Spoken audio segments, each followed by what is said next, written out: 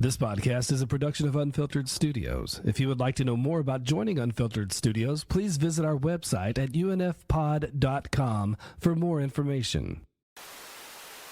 Hello. Another exciting show is getting highlighted once again. If you wanted to hear the earlier review, feel free, check it out.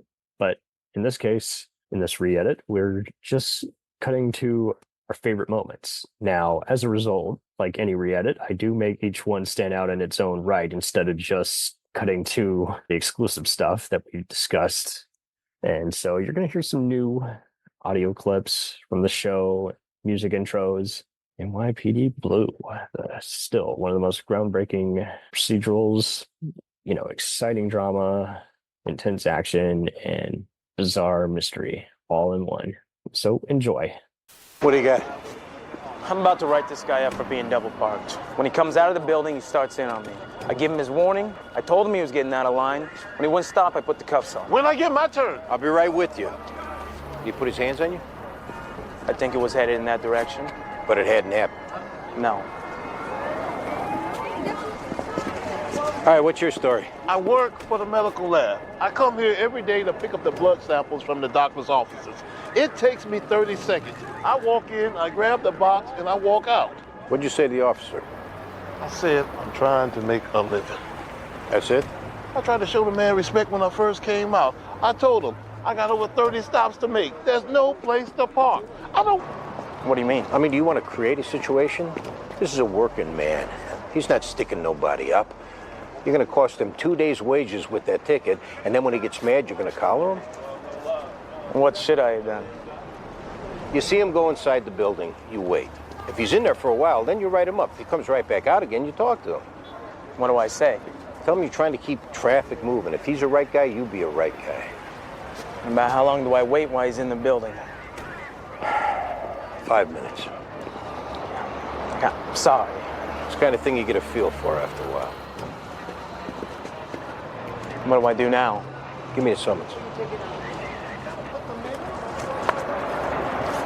Now go over there, take the cuffs off, tell them they have a nice day. Yes.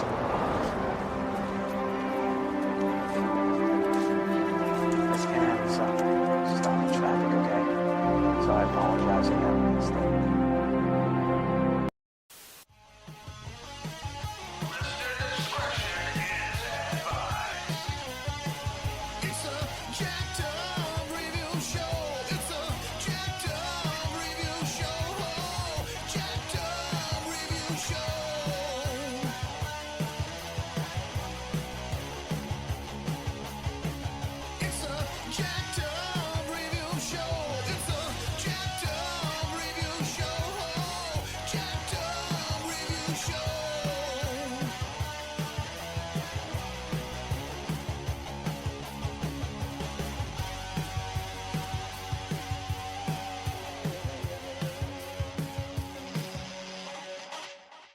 So what got you guys into edgy action, crime, mystery drama shows?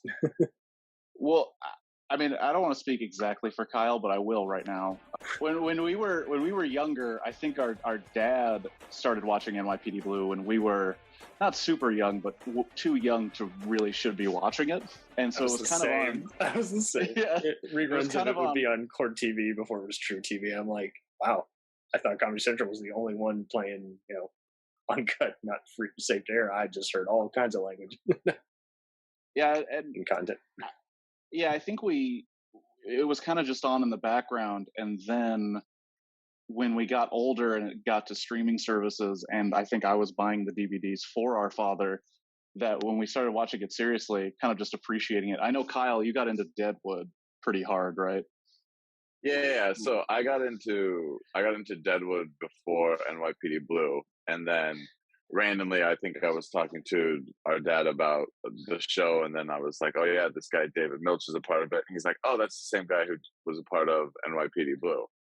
And then, yeah, I like my brother. I mean, it was always on in the background growing up. I don't remember episodes from then, but I just remember like it being on.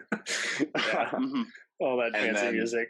And And all then- kinds of people have been on it. It's like, it's basically, you can Oh, yeah. spot a future The Practice or Breaking Bad casting call. There's every once in a while a Star Trek or Law and Order actor. Parks and Rec. Early episodes. Yeah, I was so glad when you guys mentioned the Adam Scott one, and I showed that to my sister. I'm like, oh my god, does he age? And same reaction as you guys. I'm like, yeah, I don't think he ages. I think I just watched the episode that had Octavia Spencer in it.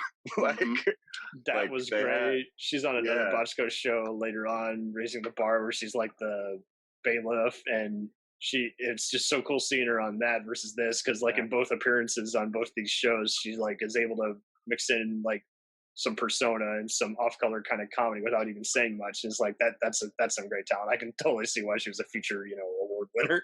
It's just, Oh yeah, and that's like, I think when we talk about it, that's one thing we always notice, like in certain scenes, like those actors that did go on to do bigger things, when they were in those scenes, you were like, wow, like they drove that scene at such a young age or at such a beginning part of their career. Like it was interesting to watch. 1,000%. Yeah, there was a runner with Anna Gunn where like early season, and we're just like, holy crap, like that was a long time ago. And Anna Gunn is holding up not a very large part, but it's very important to what's happening, because I remember she was kind of in not an informant, but she was involved in the case with John Kelly. And it's an interesting transition, but it was cool seeing her on this in The Practice, and then I finally saw Deadwood this year. It was one of those I meant to always see it in college, but instead I was watching this and Sopranos, and still had my share of edgy TV along with The Wire and The Shield and 24, and so it's like this all rang together. It's like I'm watching as much edgy shit as I can watch that is still emotionally and thrillingly rewarding, and like you say, it was always kind of just one of those, you just stumble onto it and you're just like, oh, okay. To go back to your question, because you said like what gets you into edgier drama shows. I think what happened is because Kyle and I don't want to, once again speaking for him, I think we're both fans of like It's Always Sunny in Philadelphia, South Park, pretty like, because even some episodes of Sunny are not allowed on Hulu anymore. Like pretty edgy, controversial stuff. But we would watch our dramas like Breaking Bad and The Wire, and Kyle loved Deadwood and stuff. But I think we also really enjoy comedy, and that's something that happens in NYPD Blue kind of subtly a lot. There's a lot of really funny, sarcastic humor amongst these characters that kind of gets lost in people remembering like, oh, well, there was a lot of side boob and man ass and a lot of racial slurs. It's like, yeah, but there's also a lot of really funny, sarcastic jokes underneath all that. Oh, totally. Just go right past.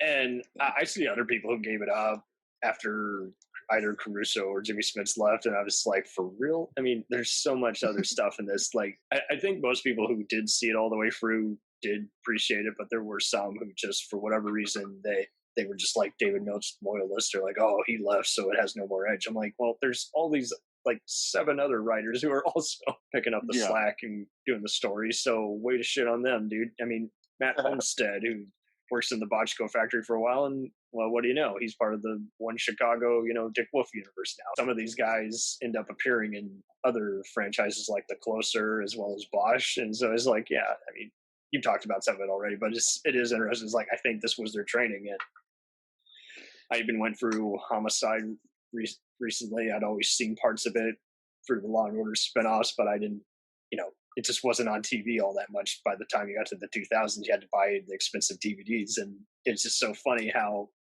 they remastered it for Shout Factory. And I got into a predicament. I'm like, do I find this edgier, or do I still think Blue is the OG? And it's like, because, this came after Homicide, but it's just hard. It's just like, it's 2 parts of the same coin for me. Because that one is just really good at having interrogations. And, again, you got John Munch, who's later on SVU, and he's just fucking hysterical. But like, Blue is even better at just doing kind of what even later shows like Longmire and The Closer do, where just like you got the whole just blunt energy, and you instantly know what's on everyone's mind before they even walk in the room and get told to get out, Hi. That girl make the ID? Yeah, I thought you were working that case. I'm off the case. How come? I got into a beef with that brother Quasi. So Fancy took you off the case? I don't know if I can even keep working for him. Getting slapped in the face like this. What kind of beef was it? Some language. Racial language. Excuse me, Miss Costas. We'll be downstairs, huh? We're gonna put them in a hotel tonight, so I've got to deal with the paperwork. Yeah, all right. We'll see you at home. All right. And we'll talk about this.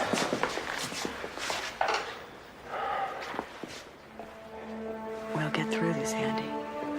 Yeah. Finish with Bobo? Yeah. Just sign off. I'll get my coat. Yeah, good.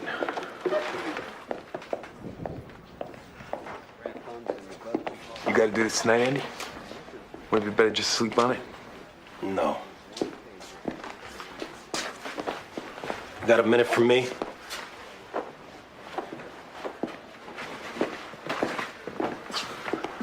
Good night, guys. Yeah, night, Bobby. Night, Lou. Hi, Andy. Give us a minute here, Vince. Sure. Anybody want a soda from downstairs?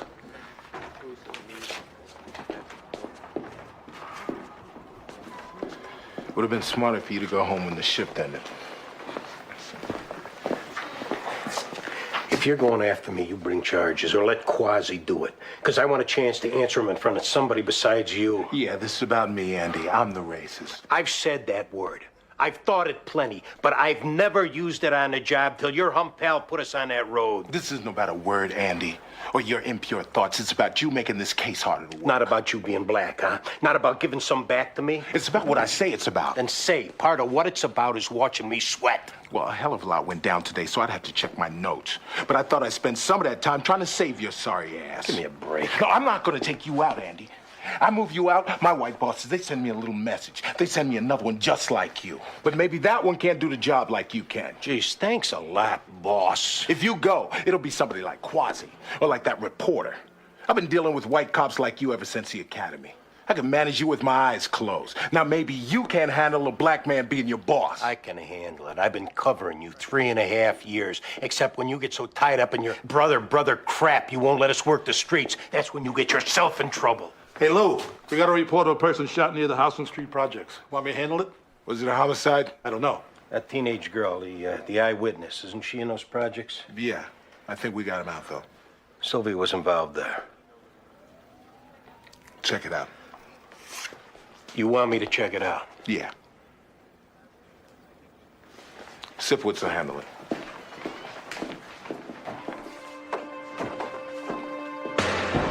Like you guys say, it is like it's able to do a lot of these cliches without making it be a really atrocious soap opera. Like they're so good at just being very natural and in the moment. And I mean, same thing with Deadwood, where it's like that could have easily been a, who's who, Western Town. Come on down to Western Town. And it's like the anti-Western, where it's just like you are seeing just how everyone is lacking in empathy and diseased with smallpox. And, it's how ironic that all these, guns for punishment and hard asses, essentially the only time they come together is when a kid is, injured and, Yeah.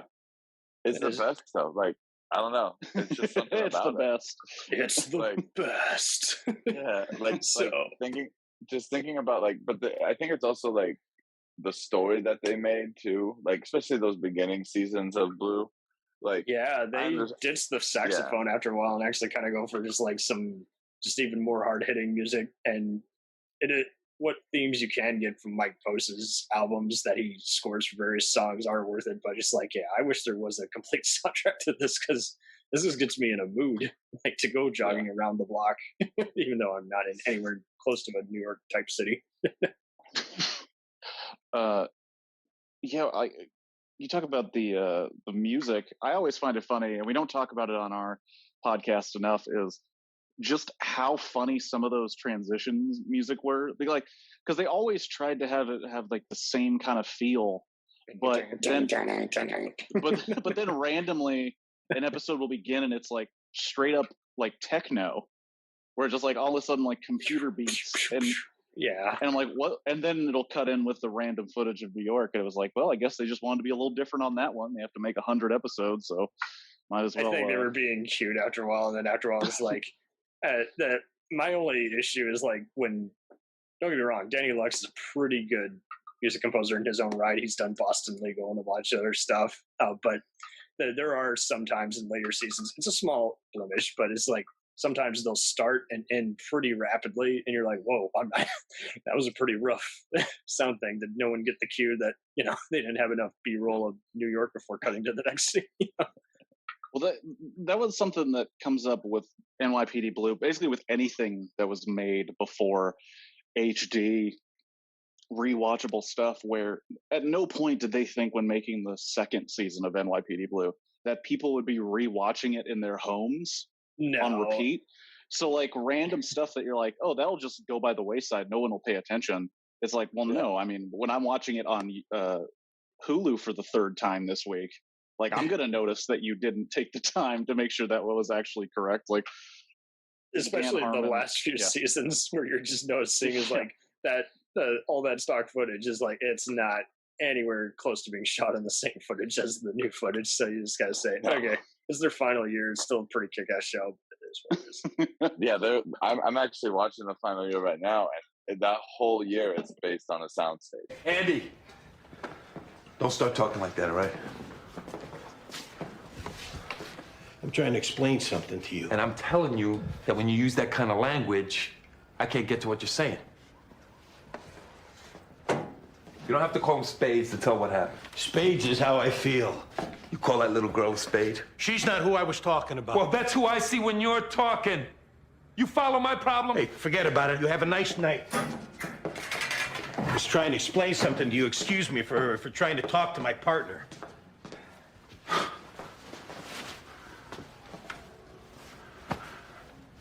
Go ahead, partner. It was hard for me. You understand that? Come back to the world. At least I thought I could talk to somebody. Maybe somebody respects what I did. I dreamt of being a cop. Now a cop sees me on the street, he spits on the ground. And I know he's supposed to, because I'm kissing bastards' asses, want to blow up the bank that my mother pays our house loans at. And I'm telling these bastards how brave and great I think they are. To have her tell that little girl to hate me. Try to do my job. Put your own feelings aside. Unless they show you they're wrong. And that sweet little girl is told to hate me. But what is she supposed to do, Eddie? She's supposed to feel sorry for you? She's supposed to think it's okay you call her father a nigger because you had bad times growing up? I had bad times from them people my whole life. And my dad got his ass kicked at shape-ups by white longshoremen for being dark-skinned. I don't hate them people. Just like all good things end, It also totally. lost the Zach Morris factor because we were all super stoked to have Zach Attack on NYPD Blue, but after 4 years, we were like, it's good, we're good. It is interesting how it's like just the most unusual guys always playing the partners. You got future Kyle Rittenhouse Biller, Ricky Schroeder. I'll be honest with you, Cam. I was like, because I don't know, like we met today. I don't know your politics. I don't know how you feel, but I was like, God, I hope he doesn't like Ricky Schroeder like we don't, because it's fun to shit on that guy lately. And he's a good actor, but don't get me wrong. It does seem like recently I have heard how he's been like arrested like supermarkets for like being a dick to like people in public. So I don't know. It's another, like just say, kind of like with various music artists, separate the artist from the talent. But it's like, damn, it is hard, regardless of which side of the oyster you're on. Just because, like, you'll always have that. You'll always have someone who's just like misbehaving on set. And I mean, you guys talked about it enough with Caruso, where it's like I would always hear cool stuff about him, and then like he was like every actor who like worked with him was like, oh, he's intense, he's great. Like, but then there's other people who's like, yeah, God, I could not get him to say that fucking line. Yeah, Caruso, I just love the balls of like you have one good year on a TV show and you're like, I should have movies now. Like, Yeah, it's just crazy. It's just. And a I thought different he was time, I decent guess. actor because like my intro to him was seeing the first Rambo, and it's like, okay, so he's played cops for years. He's in Proof of Life with Russell Crowe as a cocky mercenary, and then he's just been in a bunch of other TV made for video movies that, as in addition to his epic fail in '95, and this like what was happening? Was he really just that impossible and he just had to take a step back? But yeah, I mean, he did another show called Michael Hayes. I mean, CSI Miami was a whole different oyster, where it's just like, okay, so he's doing his whole Miami Vice take, but for CSI. I mean, we did not give Dave Caruso, we didn't give him a fair treatment. I'll say that. Like we went through the whole. But it was pretty funny how you went around on the podcast, because you're talking about also how you're. It's just impossible to not notice. It's like, yeah, I can tell they were sick of him around there versus here, and it's also he was so good, but he was so good in that first season too. Oh yeah, like that's what's also somewhat frustrating. I mean, you would never have Bobby Simone if it wasn't. And what a way to go out on! You hire a hack lawyer who was also difficult apparently to work with. Bochco said he would invite him, and he was one of those. He was like kind of a method actor. He wanted to be in the zone, but he wanted to spend time in his own place, taking a dump or something. He's like, no, we're gonna fly you out here, and James Sinclair character played by yeah. And he's like, no. You're going to come here and you're going to go with the hotel we've given you, and you're going to stop being a crybaby. Same kind of deal. And that's why his appearances are also spread out. I guess he learned his lesson. People know I'm being difficult. I better. Because I read the book, True Blue, written by, I think it was Milch and Bill Clark, the guy who was a consultant. Yeah. And it was great because they're talking about Caruso, and I guess he only had one outburst in front of Dennis Franz, who then had a private conversation with him, and then he never did it on Dennis Franz's time again. So it makes it makes me think like, man, if only they were a little bit harder on him. Like, hey, we get it. Like, this show is going to do well. You're going to do well, but just tighten up so that we can make more seasons of this. But instead, he's like, I'm going to go fly away. And we're like, cool, we'll bring in Jimmy Smits. We'll still be awesome. We'll still crank out like great episodes of the show. But I think I always feel bad because it's like going into the podcast, we knew that. We knew he was going to leave like unceremoniously and bring in like one of my favorite characters, Bobby Simone. So I was like, I just want to get rid of you so I can get to those happy times. The best moment. Yeah. I'm like, the same way. I'm exactly the same way with I think it is like Prison Break, where it's like I just forward to the actual prison breakage now that I've seen it all. Same thing with 24. It's like I don't want to deal with Kim Bowers, so guess what? I'm doing my own fan edit. We're gonna skip those 5 minutes of her saying, it's like any Leroy Jenkins moments. Nah, appreciate it. Just get the fuck out of here.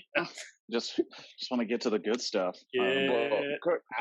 Kirk may not remember this growing up because he was younger, but I vividly remember like our household being a Bobby Simone household. Really?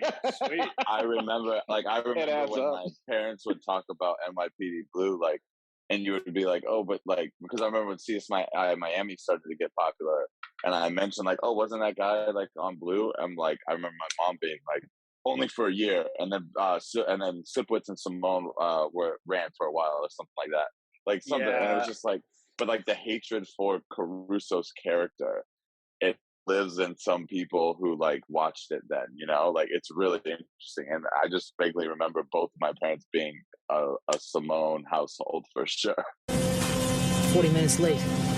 Yeah, she says they're late coming to party too. I'm afraid I'm gonna throw up. Don't. This morning, see two white males just walked past our unit, same side of the street, headed toward the restaurant. They fit our description, look like our guys. Is that them? Yeah, oh my God. Are you sure that's them? I'm positive. Back it down. What's going on, man? Move your ass. Hey. I got someplace to be. I'd kick your ass good for you, you slamming piece of crap. We're coming out on foot about 150 feet behind him. Were they beefing with that guy? The guy? Stay here with the James. You want to go? I'll kick your ass good for you. Yo, cop.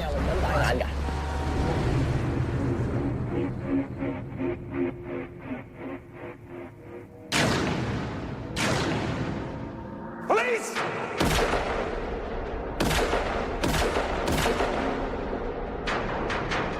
Yeah, it's wild how everyone basically had. I call it the 3 different shades of Botchko. It's like if you weren't watching Doogie Howser or NYPD, then my mother was more of the Hill Street, blues a lot, and my father saw a bunch of LA Law and then gave it up after season 3 or 5. Where he's like, this is getting old. But it's just so funny how we see all the actors in just newer stuff now. We're always just joking, it's like, oh, but what about their heartthrob? Role that really immortalized them in the world of TV. And like you say, it is like I would always see parts of this modified for TNT, and you guys brought up some great points, and I had no idea. I was like, that Amazon had the DVD versions, while Hulu sometimes would play like the TNT safe to air reruns, and I was like, wow, okay. So I wondered why some episodes were shorter, but Amazon eventually took it off, so I had to finish it on Hulu a few years back. And it was interesting too, because like you guys said, like this show is just blooming back and forth in terms of popularity. I was at a crappy airport job, and I introduced a coworker to episodes they hadn't seen, and they were really digging it.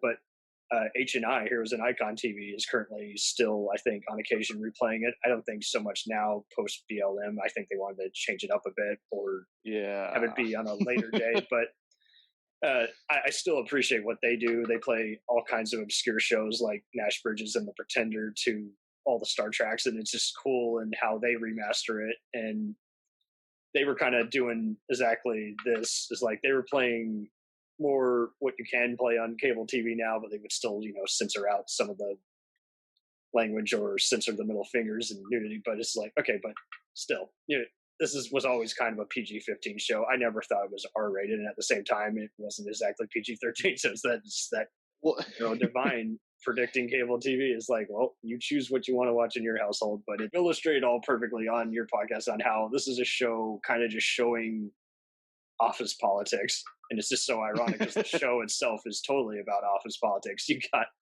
lieutenants and captains who do not respect each other. I even appreciated even more seeing Lana Parrilla from 24 and Once Upon a Time here as a female officer who's kind of got some bigotry in her department, and she's being judged based on her merits as a woman. I really lit up when I saw then unknown martial artist Michael J. White as Fancy's younger brother. And you guys illustrated it, how he's basically reassigned by his shitty sergeant, and Fancy's like, how about I either embarrass you or you resign? Take it. And it's great. What's insane about the show, because I'll say 2 things, because you mentioned 2 things that are like I have very different thoughts on. One, it's one thing that kind of sucks about NYPD Blue. It's so good. Like, I think you can't really deny how good it is if you sit down and watch it. I've seen people try, and you're just like, don't you do that. Don't you try. They're wrong. I mean, we could say that. They are sadly mistaken. But like, it has an archiving problem, because when shows buy it now, it seems they can only get the syndication edits, which is what the big problem is, because they'll take an episode that was an hour and a half long when it aired, and they're like, this needs to be 45 minutes with the other shows. So they'll cut out a lot of stuff. And like the biggest example, the 2 biggest examples are Hearts and Souls, which is the final episode of Bobby Simone, which if you watch the syndication edit, basically no one in that department cares that he's dying. It's just Sipowicz. It's just his wife. Like, they don't even talk to Medavoy or Martinez or Kirkendall. Illogical. So 100%. I can understand cutting out the Greg Medavoy scenes, because like you guys, you got a tolerance factor, and there are just some days where you're just like, get laid, Greg, get laid, get out of here. Get out of here, please. And I wish I remembered the name. There was a guy who, I don't know if he listened to our show, but he did tweet about our show once, who he was like a guy writing reviews for NYPD Blue when it was coming out on like message boards in the early 90s. Oh, and sweet. he became a writer for, I think, like Rolling Stone or somewhere, like a TV critic. That And makes sense. he wrote an article a couple of, I want to say a year or two ago, about how NYPD Blue is hard to watch now in a PC conscious world, because NYPD Blue always has this attitude of, look, the cops, they're rough around the edges. Maybe they don't say the right thing or do the right thing, but they always get the right guy. But it's like, that's not the truth. That's not even what the show's even implying. It's implying that, okay, everyone's going to have various consequences here and there. And it gets kind of, and we have our run-ins with folks who are very supportive of the police, which they are allowed to be. But we have run-ins on certain comments on the show where it's like, we just hate on cops and we're anti this, and it's like, no. The thing I'll push back against that is, I don't think we've ever been unsupportive of police. No, not at all. If as a society we deem being a cop a job and people have to do it, I want to support them the best way possible. I want everyone to be alive. I don't want anyone to lose life. But like the way I view it, no one else's opinion here but mine, the way we are doing policing, there's something wrong. And we just like to challenge that every now and then and just like to think about it. Because there's moments in NYPD Blue where they'll be like, yeah, we can get the warrant, or we can just go. Like, that happens so many times in episodes where they're just like, we could do it the right way. And I mean, there's even that book called NYPD Blue Lies, and it's like, I've been meaning to read that one for a while, but I mean, I think it was already good enough that I saw a BuzzFeed one, I think circa 2016, and it was just showing basically, yes, I mean, it goes back to the whole, just like how much racism is systematic. Those who grow up elite, hate people beneath them. Those who grow up in like the hood basically fear any elites or any kind of authority figure. And it's the same kind of deal here, where it's just like, okay, well, yes, we need police, but they need to do it the right way. And at the same time, those who don't want to better themselves, they're going to get caught and probably fired or prosecuted, and then put back on the job and not corrected. And it's interesting how, like you say, I encountered that in a few of the groups, including other great shows like Line of Duty and Bosch. I had one where it's like, Line of Duty is basically the internal affairs in Britain, showing what a police state it is, and is like every once in a while you get someone say, oh, this show's so anti-cop. I'm like, no, it's just showing a political turmoil. That's what it's showing. But same deal with, Bosch. I saw some people saying, oh, that's one of the few cop shows that's not woke. I'm like, what the fuck does that even mean? So it's showing progressive and corruption in the LA District Attorney's office, which, again, is also kind of a harsh reality. But like you say, it's like anytime it's like people are just, again, they're the Star Wars generation. They think everything is black and white, good versus evil. It's that easy. It's like, no, that's why it's awesome. It's the gray area. What color lightsaber does the cop have? is the biggest question. Yeah, like, is the cop's lightsaber green or red? Right. I think that's purple why or blue. Yeah, and it might as well be blue since it's about cops. But I mean, even Star Trek was on at the same time, and in Babylon 5, I mean, basically space cops on space stations. It's like, but it's like, it's just the format. People can't get past the format, so they just want to just act like everything is that mundane. When it's like, no, your head is up your ass. Please go take a hike. Kyle, what were you gonna say? I think that's why the show, I think that's why this show kind of holds on and is able to still be played years later, because a lot of the things that come up in the show are still like prevalent to what's going on now. And like you did say, and like you were saying, it isn't black and white. At the end of some episodes, there isn't this like perfect ending where like the cop admits he's wrong or the other person admits they're wrong. There's this ending where they're both still admitting that the other one's wrong, and we just move on to the next day.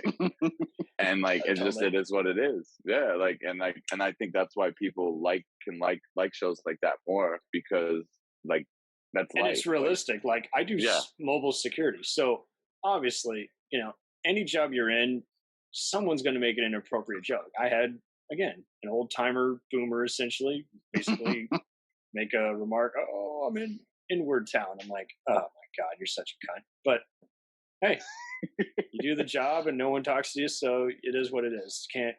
I can try correcting you, but you don't listen to anyone anyway, so it's not going to work. But yeah, I wanted to say also about, because we talk about how like you could watch it even now and the issues are there, but that's why I think the character of Sipowicz, who basically the show became about, through people leaving, and then it's like, okay, that's his whole progression. Will he make amends? Will he get back together with his family? His troubled wife, his son who wants to be a cop. And the second stages of his career when he decides to mentor the other cops who are just not playing by the rules, and he becomes less intense in the interrogations, even though he still has a few beatdowns or off-color comments. And it's great too seeing. I mean, even the psychiatrist episode where he shoots at a bunch of guys and he can't remember how many shots he let off. It was interesting too how it was like he fills that thing, but he doesn't get any repercussions. But then he's just still told, "Hey, just do your job." But again, just let the other guys go in first. Just. Yeah. I mean, for God's sakes, we have so many times where they're having to deal with other bullies in other police districts. That you can't say that everything is all glamorized either. It's like I love how they bring a bunch of realism. It's like they go to another district and the guys are instantly like, "Oh, you're anti-police, anti-union. We will, we will cancel you." Basically, that's basically what they're doing. And it's like, well, the one guy played by the guy who was it's the real life brother of Mayhem in those commercials. He was on Oz. I dug his bully, how he's constantly going to Sipowicz's car and like, putting a hole in his tire, and it takes a while. You're like, who he poisons his fish? What's up? He poisons his fish. Oh, that's right. He poisoned his fish. Yeah, he fucking picks his kid. He has some guy pick his kid up for 10 minutes and like drive him around and shit. Like. Just the ultimate intimidation. And I like that because we've all had people who we've encountered in a job where we're like, this guy is practically a sociopath, or lacking in empathy, just that much cynicism on the job. I've worked at temp agencies and I've had people who just acted like, again, we were all prima donnas, and it's like, so basically I can report anything that's just not working and you won't even spend any time on it. You'll just pressure us to leave. Got it.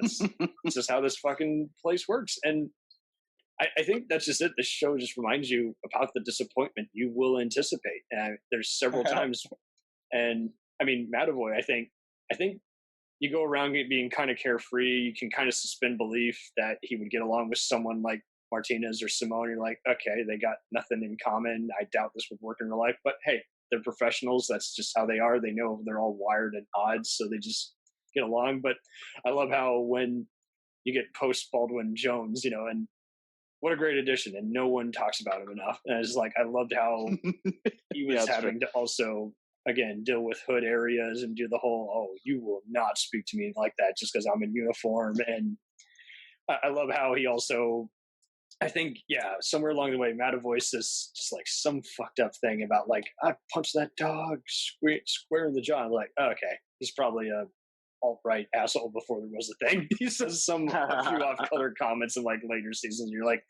yeah, I don't think anyone gets along with him. And his jokes that he does during his toast is like, oh man, those are cringeworthy. But that would probably happen in real life because that's just how he is. Well, yeah, him and Sipowicz. Because I can't remember. There's so many episodes. I think they go back. Ones. They like imply that they're like childhood pals or something. Well, they have, I think, multiple run-ins where they say that they are both basically Republicans, and they also, it wasn't exactly a political race, but when they were talking about who would be the delegate for the union, they outwardly admitted that they were going to vote for a guy they think is an idiot rather than vote for Martinez. When it what's his name, Kyle? I can't remember his name. Vince Catelli. When Vince Catelli's running again, they're like, look, he's a moron, but he's got my vote. And I'm like, you're going to vote for a guy you outwardly don't respect. You've said it out loud that you don't respect him or like what he does, but you're going to vote for him because it won't be a change. And that's realistic, because I mean, even though he's hanging out with Irwin, the openly gay, secretary, and they're kind of this area, it's like, again, we all have bigotries, So again, sorry, Sibowitz, you are a Kyle, but there's plenty of other Karens on the show, but it's just gonna happen. Is like and again, it seems like it's impossible to tell people I'm not supporting them, but they're not 100%. It's just, it is what it is. You can have a drink with them, but you might see them in court because they're dealing with a crappy breakup or having to take down a mob boss who have a butcher case against. Yeah, it also speaks to how good those actors are. Because I mean, Dennis Franz and Greg Medavoy, I can't remember your name, I apologize, but we both hated of them him so much on Hill Street Blues and in Die Hard 2 as the annoying head of security, and you're like, yeah, he's got this down to a T. Like, they're so good at being those guys that you don't even second guess that they are those guys while watching the show. So it speaks to how good they are as actors, that they get together and they work on the scene and then do the scene where it's like, wow, they are those guys. They embody them perfectly. Even when they get annoyed with each other throughout the season, when Sipowicz gets a little too into the thing and he's very short with everybody, and Medavoy is just complaining about him. It's like, yeah, these guys are exactly the characters they need for the show. It's just kind of, I can't see anyone else in the roles, You can see plenty of other shows where you're like, that would have been inspired casting, or that could have gone one way or the other. It would have been good, but it, depending on the writing or the takes, it might not have worked out or gotten viewers' attention. You just don't know. And have you ever seen Nicholas Totoro and John Leguizamo in the same room? That's a good point. I haven't.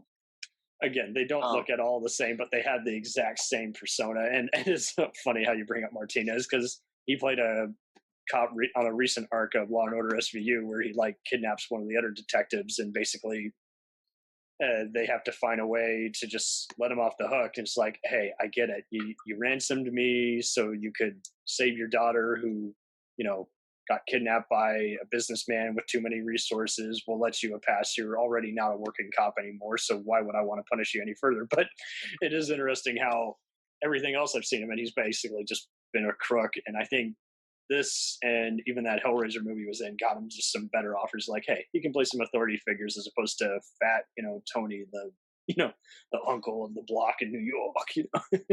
Yeah. I was just gonna say with the whole Medavoy Sipowicz thing, you kind of see that play out through at the end. I feel like, because when it ends in season 12, Medavoy leaves but Sipowicz stays, and I think it shows that Medavoy only treated this place as a job, whereas Sipowicz he was always the detective. Medavoy this was just a place to make money, whatever, be with Donna. Whatever. Right. And I think all these guys, I mean, most of them came kind of from a sitcom world. What's her name, who played Baldwin's Valerie, Garcelle Beauvais, and it's I think she got some better roles. And you mentioned Zach Morris, portrayer Mark Gosler. I think Andy does view Clark Jr. as kind of a son, since his drunk, fired senior, is also kind of a disgraced cop. It's just interesting how they go into kind of conspiracy mode and find out other toxic mayhem while getting his life back on track. Because much like Danny Sorensen, when he first joins, he doesn't know really why he wants to be a cop other than just pure pressure. And, it's the cool kids thing to do. And it's he basically makes him take shit seriously. And, like you say, it's interesting too how, at that point, he is basically the old retired uncle who, again, not perfect, but you might invite to some party now that he's finally, not pissing everyone off any public occasion he goes to, Yeah. And he's not drunk all the time, because that's the other big runner through the whole series was alcoholism / I guess addiction of any kind, because I mean, obviously we were so young when we were first watching it. I didn't realize just how It mirrored the actor's life. Even Diane Russell, portray her, Kim Delaney. I had no idea she was a drunk for the longest time, and they worked that in. Yeah, it's interesting to see a show where they take it seriously, but they also show you how bad it is. Like we're going right now through the episodes where they talk about Dornan, who was the black sergeant who gets demoted and then starts drinking after like 15 years of sobriety. And he's That's like, a good point. Yeah. He's on like a rocket train to being basically homeless. Yeah. Like it's so bad. And it's just Sipowicz and Fancy getting together trying to help this dude. And it's so weird that a show could take that so seriously as well as all this other stuff, and then also get other things completely wrong that we don't have to talk about now, but we could. Yeah, I mean, I think they do a good job. They struggled a bit on the attorneys because Sylvia was just such a highlight, and then the actress didn't want to do the role anymore. Really, this actually brings me to my only grip. I absolutely dug Lieutenant Rodriguez, played by Isaiah Morales. It's like you've never seen a lieutenant like that before, and he was able, I think, to hold his own. You weren't comparing him to Fancy, who, again, that's a big shoe to fill, is like James McDonald's star-making role. And here, Isai, he'd already done, La Bamba, and he's going to be on some other big shows later on, like Jericho. And is like with this role, I think he did so well. He's dealing with a drug-addicted, slutty ex-wife, and then having to again maintain to Sipowicz is like, hey, I respect you, cop to another cop, but again, stop fucking around, stop just not talking to me like I'm not in the room, and you guys stop sleeping with each other, and it was I really did not like how he exited stage right, and like when they come back from the break, like in one season premiere, somehow within a few days he's grown like he's become clean shaven all of a sudden. You're like, whoa, what happened? Going for Danny's killer, and it's the brief thing, but then it's like he exits stage right after a romance with Ortiz, Jacqueline Obrador's character, and you're just like, and then it's like they didn't know what to do with her except, okay, she's just gonna basically fulfill the role that Russell and Kirkendall had, where it's like, I arrest people. I'm basically part of the female vice squad. And it's like, well, give her something to do. Otherwise, she's just a talking voice in the room. Well, the best part about her character is at the beginning of season 12, she berates, I don't know the actress's name, but she's Murphy. She's only in it for a year. Blonde, tall blonde girl. Yeah, Bonnie Somerville. Bonnie Somerville. Yeah. She berates the crap out of her for being too flirtatious at work, and it's like, yo, you just hooked up with your boss like 6 months ago. Also, doesn't she hook up with Zack Attack too? Yeah, you hooked up with Zack Attack too. I really dug that because that could have been very just dumb, like a very lame Rocky wannabe, Karate Kid thing, and it's like. Basically it's like everyone to them is just the wrestling world is kind of an oyster, and so that's what they do afterwards is like cops fight other cops in the downstairs basement. But yeah, it's like after that is like then I guess they decided, hey, let's just have Clark Jr. kind of be a dick one day and then realize, okay, I'm just too personal to everything. I need to just take a break, and Ortiz, she's got to go her own route. Yeah, I think the show, to go back to my original point, I think what I was trying to make. I think they were like, well, yeah. I think they just wanted to say like, look, if you want to leave the show, you're done. So when people were leaving, so when people were leaving, like Jimmy Smits, his exit is so harsh. Like even it's not Bochco like wrote that exit says like, yeah, he's gonna help him out because Smits never let him down. You go from LA Law and then to this. It's like.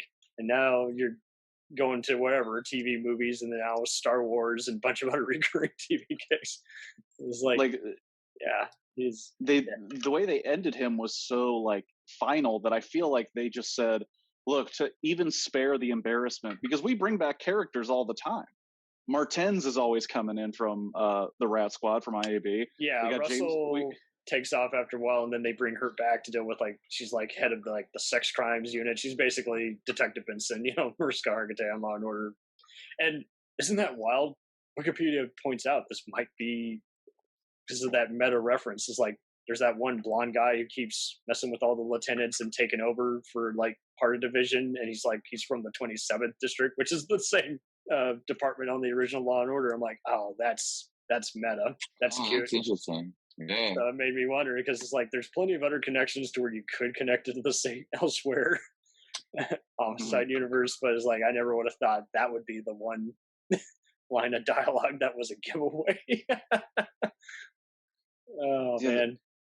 I'm trying to remember. I think there's another show that connects to NYPD Blue that's shocking that I can't put together.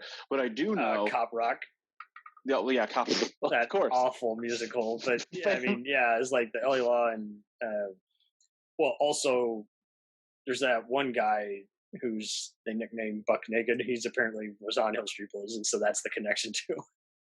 Oh yeah. And I didn't remember that character, but I was like, that's the connection of all things. So I guess that show was in New York as well.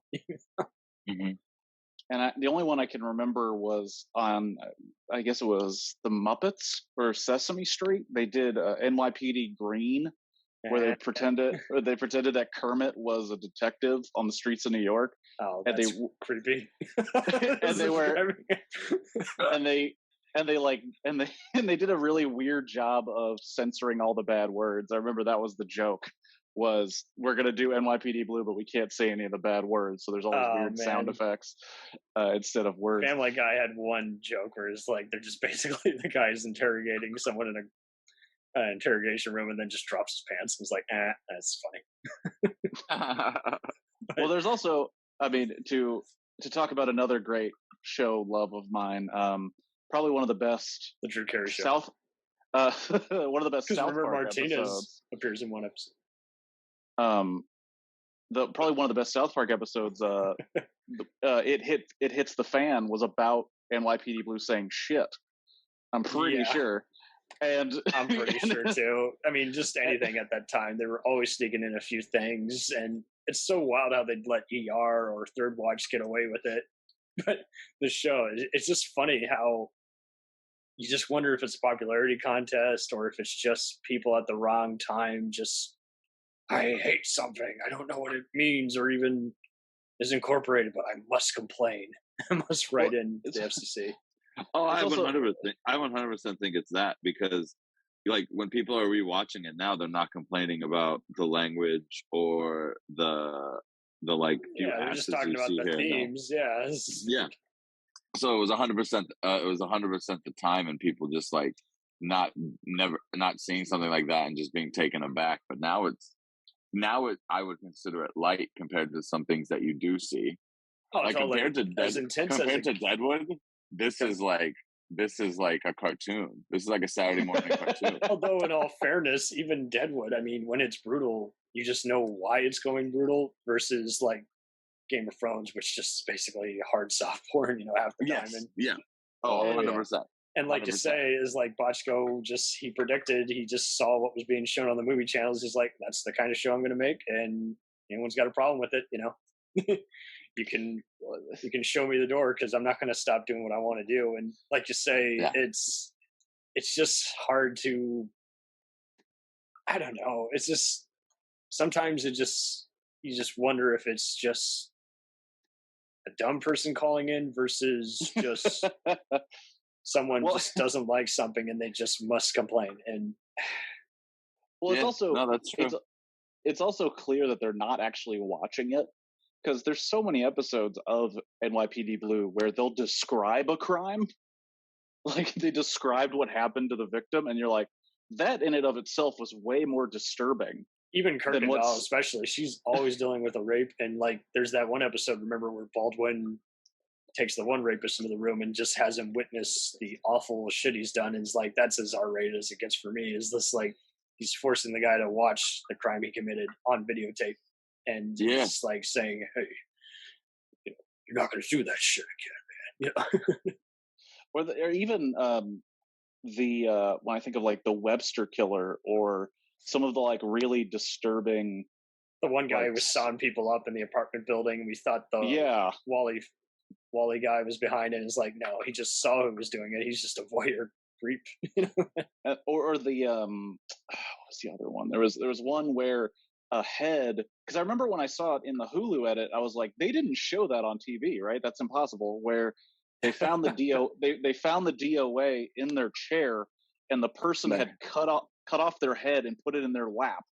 Yeah. And I was like, there's no way they showed it like that. That's way too explicit. And they're like, nope, that's how it was. And I'm like, that's way more worse than seeing some side boob. I think they did get to where it's just like, it's kind of like with X-Files. When it started, everyone was like, oh, it's kind of gritty. Don't show your kids that. It's nightmare fuel. And yet, same thing with even Star Trek. I mean, there's so much even mature material that they don't even show, but it was just kind of one of those, just like, everyone thought it was just like Star Wars. It's like, oh, okay, it'll go over the kid's head. Don't worry about it, And yeah, they won't get it.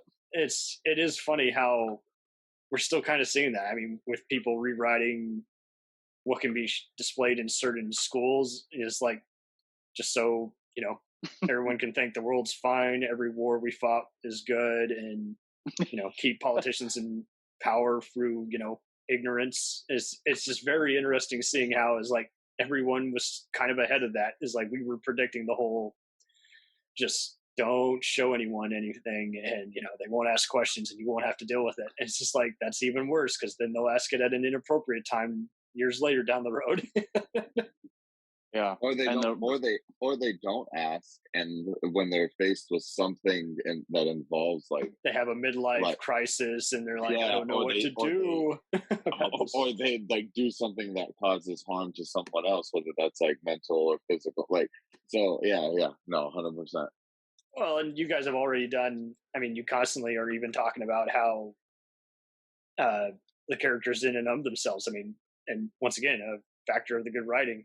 How they are just afraid to even just confront certain truths about themselves. And so they'll often, they do just so good at, I mean, you can pretty much memorize the set then and there, it's like someone's doing something unusual in the restroom or someone is having to, again, just walk down and right by the jail cell or the interrogation room and just think this out, or someone hogged the coffee maker. But they do a good job of just keeping you in suspense. It's like, okay, they're in a mood, but why are they in this mood? So, and by the end of the episode, it'll be something so simple as like, hey, just the way you looked at me, you intimidated me or some shit. And it's like, yeah, I can see that happening because that happens in any workplace.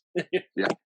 Sipowicz is a fantastic example of, well, two things, but he's a fantastic example of someone that cannot handle stress in the workplace. No, you think he's going to have a heart attack all the time, and when he does, it's like, man. He also, it's what happens when you don't get ahead of someone who can't handle stress in the workplace. Because he'll have whole episodes where he just takes over the entire investigation, where he's like, I'm in charge now, and everyone's like, oh, okay, but you're not. Like, you're not in charge.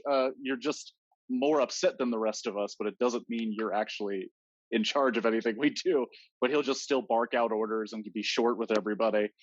And it's because he thinks his like wife's in danger. And it's like, she's fine. By the way, she's fine. The kid's fine. Everything's fine. You're just being a dick. You have to ask yourself, someone who doesn't handle stress well, should they be a detective? Kind of. It's kind of a good question. And I pretty much got it in my mind that he just hit it pretty well, and then eventually he just started caving into it to where he's like, yeah, no, it's rearing its ugly head at the worst possible times. Yeah. And I like how they do that even later on with like the other, the final lieutenant, Bell in the final season, just played to excellence by Curry Graham. I already seen him on a bunch of other stuff, like that one questionable attorney on Longmire, and I mainly knew him from this. I just seen clips of it when it was re-airing on TNT, and there was even a special, I think, that used to be on YouTube talking about the whole wrap-up, and it's like, we come a long way. We've evolved so naturally, and I love how he eventually is just like, hey, guys, anything you were doing the last few years, you're not doing this year. Get over it. And after that point, they kind of give up on the attorneys who were going to be the attorneys, but I loved how all of them, like, Sylvia and the other guys would put up with whether or not they might have to retry a certain case because the evidence was obtained questionably. But yeah, I love how later on it's like everything's called into question. It's like that makes it a better obstacle course anyway. And again, like you say, a lot of people just want to look at it at face value as opposed to the underlying tones. Is like, well, that's probably going to happen because guess what? If you want to show, if you had everything be lolly lolly dolly, you know, then you're going to find it even more unrealistic. You're just gonna like, yeah, this is New York, rough, tough. Yeah, they're not going to play by the rules. They're not going to have a perfect bread and butter case. It's going to be messy. You talk about like unrealistic. Kyle and I, we go going through the show right now in season 6. Like the thing that's completely ridiculous now is everybody has sex with each other. Like that's just obviously that's just a product of it being a television show. But thinking about how many times the lieutenant has to turn a blind eye to the fact that everybody in his station house is in a relationship in some way, and it's causing problems constantly. Like the fact that the episode that it came to a head in a great way was Kirkendall and Leo, the assistant district attorney, start having like childish spats in the middle of a discussion about a case. And Fancy, like at the end of it, while like, she's getting wired up. And then at the end of it, Fancy has a moment where he's like, I might have to reconsider them being on this case. And I was like, you should have considered that days ago. Like it should never gotten here. I kind of got that because like Tamara Tooney, you know, shout out to future Dr. Warner on SVU. It's interesting. It's like, I think he's away so much from home and everything. And I don't know. I think he's already, I kind of got the sense that he was already dealing with like racial pressure, people not used to seeing a lieutenant in charge. For sure. Even just the downtown. I love how they perfectly illustrate, because like how many times have we had to, you know, go to court, you know, challenge a ticket or whatever and all that. And they perfectly, I think, I saw actor Chris Noth talk shit about how he's like, I can't stand how they film this in LA. He's like, I think they do a pretty good job making it look like a New York, you know, Bronx type street. And just the whole, I got to go to downtown, you know, I got to deal with those guys. And I mean, even the desk sergeants, I love how they illustrate is like, those guys can be toxic one day versus pleasant 1 minute, or you didn't have a bad experience because they weren't on shift that day. And I mean, I get that now with the post office, depending on who's on duty determines your customer service. And it's like, it's bad. Yeah. And you have all these dudes, like, that's another thing about NYPD Blue that's so cool, is how it kind of makes a world of policing in New York and then makes all these connections. Like you have Martens and IAB, you have the chief of D's, which changes over time. You have other sergeants and you have other detectives and other patrolmen or uniform officers, and you'll see them from time to time. And those guys will have histories. Like we talked about Dornan, who gets demoted and then starts to drink again. There's I want to say like Santos, but I know that's not his name. But there's a guy who was helping out Jimmy Smith's character Simone a lot. I know. Yeah. Yeah. And these guys are like, well, those are the guys I know in those districts and I trust them. But then there's also guys in other districts that once they hear their name, they're like, well, we're not going to get anywhere. We're just like, I know that guy. He's not going to do shit for us. Or anytime they have to deal with a precinct like in another part of the country where they're like, oh, we have to call Philadelphia. Like, they're not going to do shit for us. Like, it's always kind of dismissive. Even like that it's either season 3 or 4 where they go out of town to like a country-ish area of New York. I really dug that episode because it just showed they're just intimidated by just going out of their comfort zone. It's like, that's just it. These guys were from very strict families and everything. So you get that whole idea that eventually shit hits the fan. And, you know, again, it just rears its ugly head. Everyone introduces each other in a very awkward, unpleasant way, and then has to say, "Hey, do you just want to get a drink? Because I got nothing else to offer, and I don't mean to be a prick, but I'm very prickly today." And also, I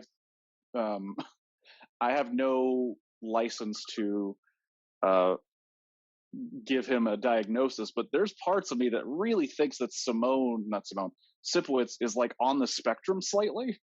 Because he has moments in social situations where it's like, dude, it's really hard for you to see the social cues and for you to interact with these people, and that's okay. But you not understanding that leads to a lot of problems with like complete strangers, with victims. That's sometimes. even more realistic too. I mean, how many times did you correct your siblings or a friend growing up and they were just too thick-headed or shallow to understand what you're talking about, and you just had to say, okay, well, I don't have time to deal with this right now, so I'm just going to tell you, stop saying that shit. It is interesting how you got to take a shortcut sometime, but it sucks because like they still don't learn, and it's like, well, and I think that speaks to, I mean, even today's world where people are like, oh, it's too PC, yada yada, when they talk about, they get into an internet culture war. I'm like, I don't think you guys know why this is a problem. You just want to make fun of the fact that you're getting canceled by saying this, and it's just like, there's just so many contrarian people, and the show deals pretty well with just the essence of it. Is like, how many times did you get told, hey, just stop what you're doing right now, or there's going to be consequences, and even some of these actors, I'm fine with the fact that they play similar stuff years later on. Like, I loved how Michael B. Silver, who played ADA, attorney Cohen, is like, I every other thing I've seen him in, I basically have seen him just like Criminal Minds or one of those Boston Legal type shows, just play a lawyer. But I mean, I think they get even more wiggle room if they've been doing almost half a decade's worth of shows like this. They get more freedom to do all these other just intimidating or hard to describe kind of roles. And it just helped that, I mean, like you were summing up earlier, I mean, you got to face the music, you got to face your truths. And sometimes if you don't want to, then, it just fades out in unpleasant ways, it's just where people just don't want to talk to you, or you say, like, I love how when they even describe some of these guys are, I mean, they do a good job also of just illustrating how pregnant cops are discriminated against. Just attorneys are kind of revered even more and hated by cops more than internal affairs. Yeah, sometimes, yeah. And well, Sorry, go ahead. Well, yeah, it's because like you mentioned the politics of it all, but it's also interesting how, trying to organize this thought correctly. It's very interesting how these guys are always at odds with each other, but they still have the same goal.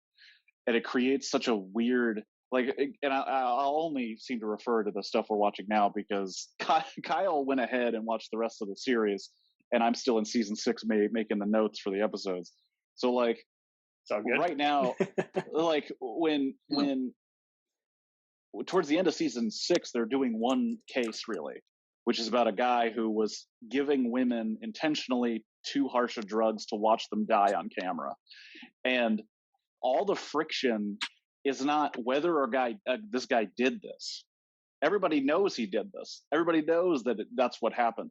The problem is his attorney is James Sinclair, who walks in and dresses down everybody and just based controls on his personal the room. history with them. And I do love how they do courtroom scenes on this because, oh yeah, Bochco's LA Law would go for the absurd. The practice in Law and Order will take creative license. 24 will often end with, well, you're both wrong, or the person we were just arguing about, the terrorist on trial is dead, so we got to start all over. And I just love how when they do courtroom stuff like this, basically, yeah, he's pressuring them, but not in a way where, like, they just do it in a way better way. You're like, yeah, I can totally see they're basically pulling an O.J. Simpson lawyer take on this. Is like, and I like it even more because it just feels a little more plausible. It's like this guy's waiting for a news camera to come into the room so he can, get a pay raise. Yeah, and to shout out another book that I read because of NYPD Blue. They did good books on this show. What Would Sipowicz Do has an article about how NYPD Blue explained legal language better than most lawyers can, because in every courtroom scene, you notice that every defense lawyer is trying to reword the question in the mind so the juror immediately has doubt. It was never like every question is asked not to prove, oh, the person didn't do it. Every question is asked to make the juror questions like, well, is that 100% accurate? So like James Sinclair, like I didn't realize it until I read that article. The way he asks questions is so very specific to get the cop or the witness to seem non-credible for just a moment, because that's all he needs. And then he could talk around them until they look foolish.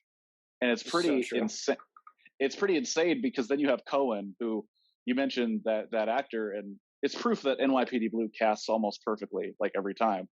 Judy Laurie Johnson, my friends, and I light up whenever I would see her name at the end of, like, say, CSI, Star Trek, or even Prison Break episode. Like, they're in good hands. You just know they're going to pick all these actors who've been around forever, who've done theater, soap operas, and they're ready to, make their star-making role for a 5-part character arc. And I mean, it's funny you bring that up because it's like, there are so many like recurring characters. Like this was doing basically 5 character arcs before that was a thing. Now, a typical NCIS episode will often do that, and it's awesome. You're like, now I have a reason to tune in because I know it's all connected. It's not, and the Super Friends have saved the day. It's not.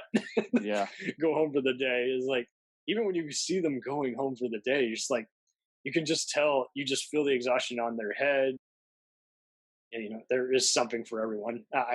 And again, I mean, just like you, I've had pals who are like, they don't want to watch this. They just always hated David Caruso growing up, or they kind of like a Stallone kind of nature. They just associated his infamous film Razzie nominations with the persona, but they haven't actually seen it. It's like, okay, well, that's as good as not seeing it all. Don't go on just what the audience says, weigh in. Yeah. I mean, if you hear something is bad, you still got to see it just before you pitch in. Well, I think I'm going to hate it anyway. I'm like, you can't think that way. There's always going to be an exception to the rule. I guarantee you, there's going to be a movie that's 50% on Rotten Tomatoes that you love. And yeah, absolutely. I hate how they also do the whole, after 5 reviews, it got this rating. I'm like, yeah, that's not even speaking for anyone, even remotely. That's speaking for basically 1%. Yeah, and the reason I tell people, like, give NYPD Blue a couple episodes and see how you feel. NYPD Blue, and Kyle will attest, I mean, I did the same thing. If you start watching NYPD Blue and like you get hooked, it's very much like a binging experience where like 2 weeks later you're 2 seasons in and you don't even know how you got there. Like that's what happened. It really to my does friend. flow very naturally. And Stargate's on Netflix now, and I'm seeing a lot of people same kind of deal. Like it just predicted streaming before it was a thing. Like it's like they knew they had to get your attention every episode, so the last thing they're going to do is bore the shit out of you or have a filler.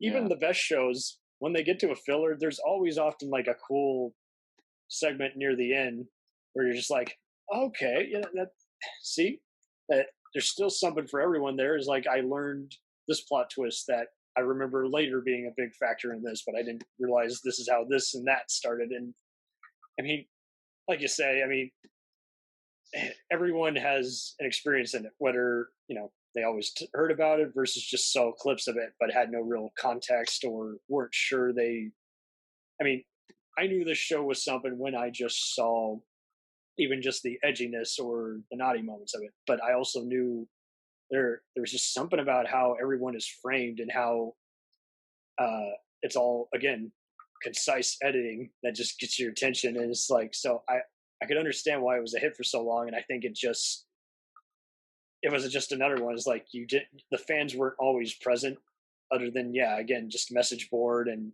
a few college level scholars who would pitch in.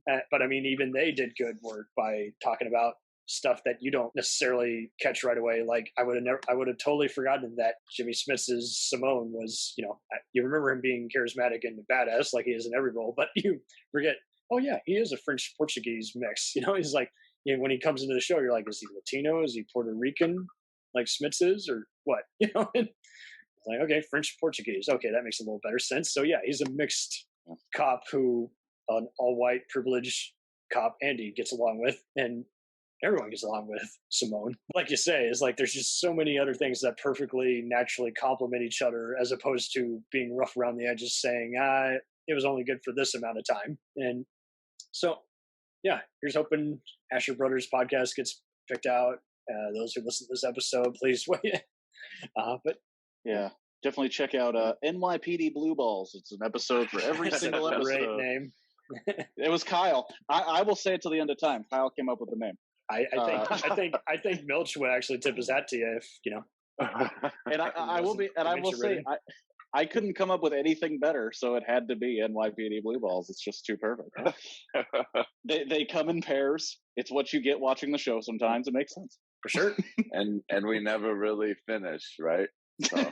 We're never gonna finish the show. We're never gonna finish. Never gonna finish. It's all good. It'll be in the Hulu vault for a decade, forever, until Disney or Fox gets bought by someone else. Or yeah.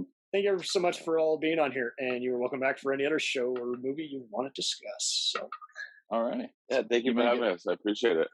Yeah, no problem. It's a good time. Absolutely. We'll return after these messages. If you like small-town mystery, crazy news, and wild history, then the Florida Men on Florida Man podcast is for you. Each week, Josh Mills and Wayne McCarty bring you the absolute best Florida has to offer. So if you're looking for a show that's safe for the family, but funny enough to help you escape everyday life, then listen to the Florida Men on Florida Man podcast. That's Florida Men, plural, on Florida Man podcast. Hey, it's Brent Pope, the host of Breakfast with Brent Pope. You've seen me on some of your favorite TV shows saying things like, "Give it up, Jimmy. You got to sink this putt to win." On Breakfast with Brent Pope, I sit down with guests from the entertainment world, and we do it all over breakfast. Or should I say Brentfast? Every week on Brentfast, you get inside Hollywood info and tips, great breakfast recs and booty debates. Most of all, you get the most delightful 30 minutes of your week. So dig in. It's Brentfast time. Listen at Brentfast.com, Apple Podcasts, or wherever fine podcasts are found.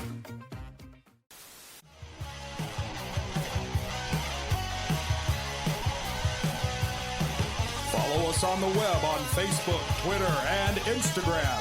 The podcast is available on Podbean, Spotify, iHeartRadio, Anchor, Apple, and anywhere else podcasts are available. Feel free to review our show and leave comments on any of those sites. Thanks a million for listening. It's a jacked up